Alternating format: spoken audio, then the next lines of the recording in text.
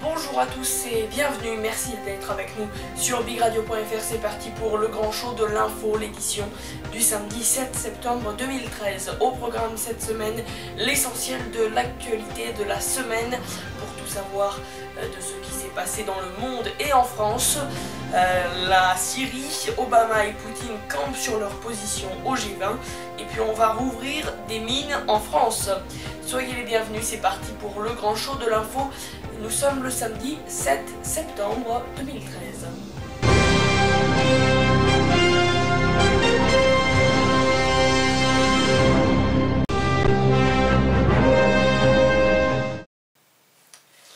L'essentiel de l'actualité de la semaine a commencé par Matignon qui montre l'horreur pour convaincre les élus de la nécessité d'une intervention en Syrie. Le gouvernement a exposé les preuves d'attaques chimiques par le régime de Bachar al-Assad.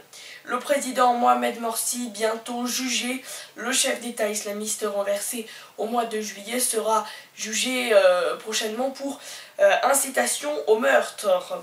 L'actrice Valérie Benguigui est décédée. La comédienne est décédée à l'âge de 47 ans lundi soir des suites d'un cancer. César du meilleur second rôle pour Le Prénom en 2013.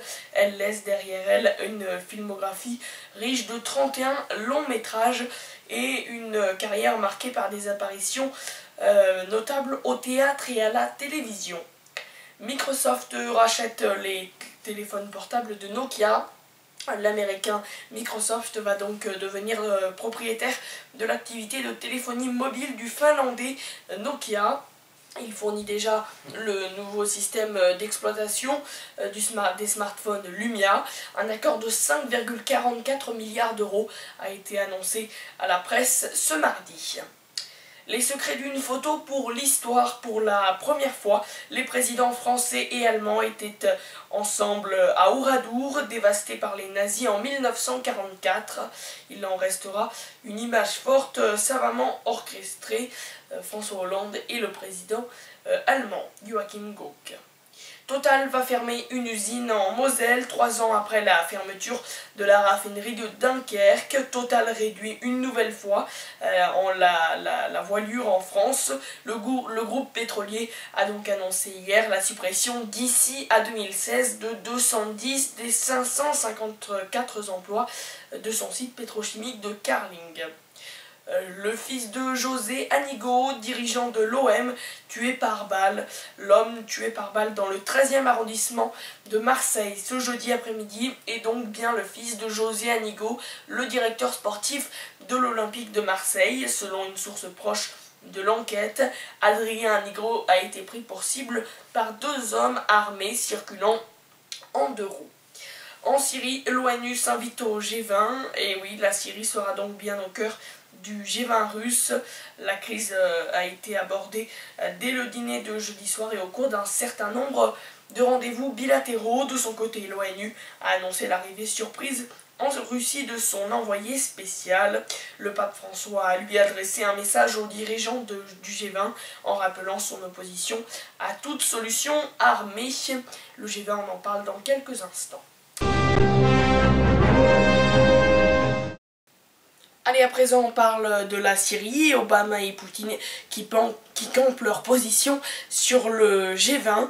Au G20, le président américain et le président russe ont donc confirmé vendredi par leur désaccord les divisions de la communauté internationale au sujet d'une intervention en Syrie.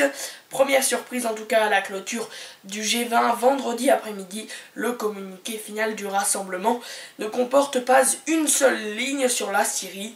Le sujet a pourtant été abordé, tous les dirigeants de la communauté internationale l'ayant confirmé.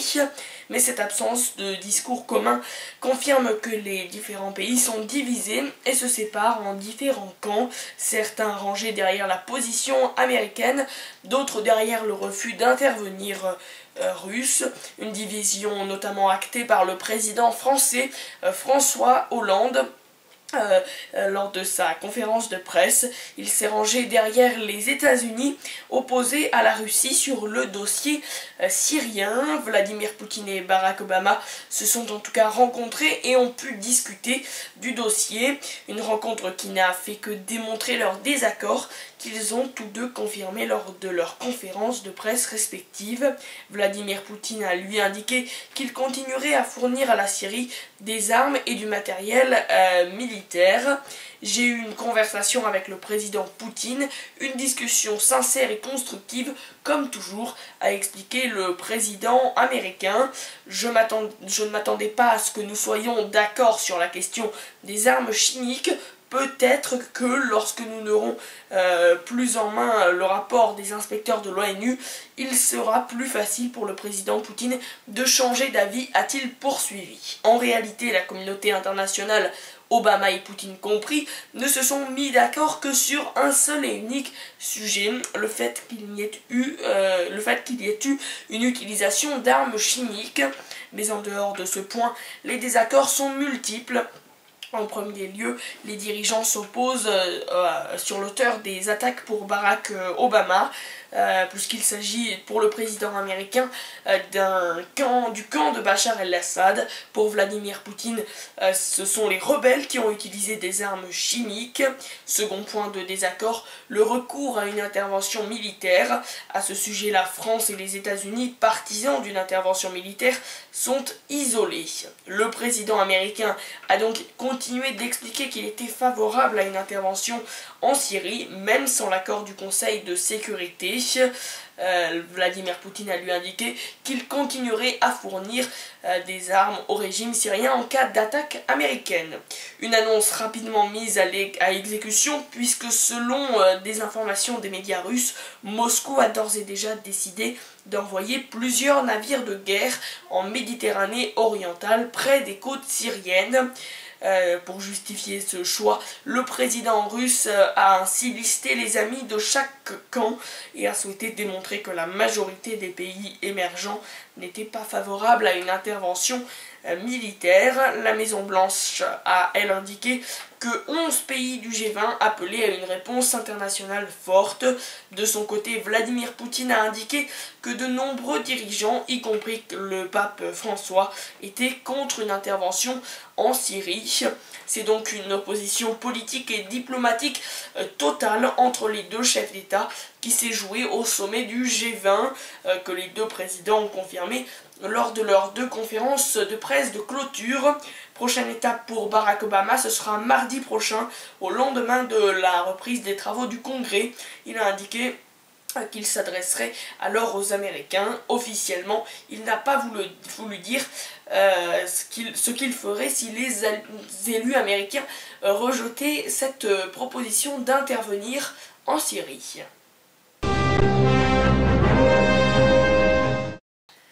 On va donc rouvrir des mines en France. Or, cuivre, zinc, notre sous-sol est donc riche en métaux. Avec la montée des cours, l'État relance leur exploitation.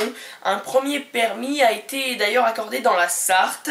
Je souhaite donner une nouvelle ambition à la France, celle de redevenir un pays dans lequel on peut exploiter des mines comme le font de nombreux pays européens. 16 octobre 2012, en pleine polémique sur l'exploitation des gaz de schiste en France, Arnaud Montebourg affirme qu'il faut soutenir les nouveaux projets miniers au nom de la sécurisation des approvisionnements en métaux stratégiques.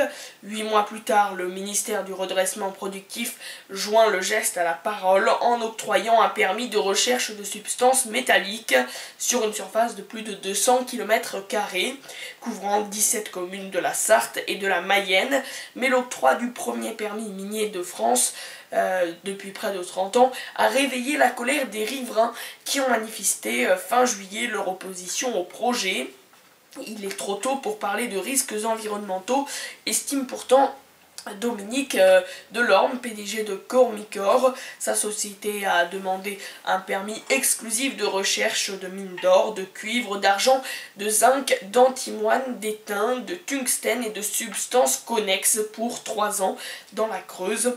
L'enquête publique sur ce projet s'est achevée hier, soulevant là encore l'inquiétude des riverains. Tout dépend de ce qu'on va trouver, de la profondeur du gisement, de la nature du minerai et donc du procédé de traitement à employer, mais les risques sont aujourd'hui parfaitement maîtrisés et une mine crée des emplois. Une douzaine de permis sont à l'instruction. Dans une note d'analyse remise le 10 juillet à Matignon, le commissariat général à la stratégie et à la perspective s'inquiète de l'approvisionnement de la France en métaux critiques. Ces minerais sont utilisés dans les hautes technologies, l'automobile et l'aéronautique. Le commissariat à la stratégie suggère au gouvernement de rechercher sur le territoire la présence de métaux stratégiques en recourant notamment à des forages et en développant la recherche sur les ressources minières sous-marines. Impossible de ne pas faire le parallèle avec le gaz de schiste, dénonce l'association Agir pour l'environnement. Il y a la même volonté d'exhumer les trésors encore cachés dans nos sous-sols, les mêmes promesses de création d'emplois et les mêmes horizons de risque de pollution des résistances. L'accès aux biens naturels est à moindre coût et semble être devenu la priorité des États et des multinationales au prix d'impacts sociaux et environnementaux toujours plus élevés, déplore Julie Renaud, chargée de campagne sur les industries extractives aux Amis de la Terre. Conscient que les permis miniers risquent de susciter de fortes oppositions locales, Arnaud Montebourg souhaite qu'un démonstrateur de mines responsable soit mis en œuvre, une sorte d'installation témoin qui démontrerait l'innocuité des projets d'extraction pour l'environnement.